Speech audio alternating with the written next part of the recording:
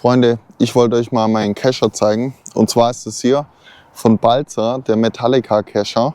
Und gerade dann, wenn ihr einen Ansitz macht und Allround-Angler seid, ist das für mich ein super Kescher. Ich kann den nur empfehlen. Ich bekomme auch nichts dafür, ich werde hier auch nicht gesponsert, aber ich muss sagen, ich habe jetzt lange Zeit Erfahrung mit dem. Und zum einen ist er schnell aufklappbar, kann einfach so aufgeklappt werden. Er ist sehr groß, ihr kriegt da auch einen Wels mit 1,50 Meter rein. Er ist wirklich sehr, sehr stabil, lässt sich auch eigentlich ganz ordentlich ausfahren. Ja, also ihr seht's, der hat eine gute Spannweite. Er ist gummiert, ihr könnt jeden Fisch damit keschern.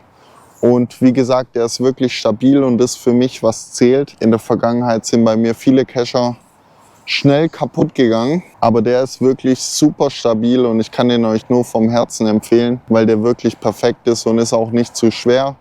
Also lässt sich gut halten, ihr kriegt wirklich alles rein.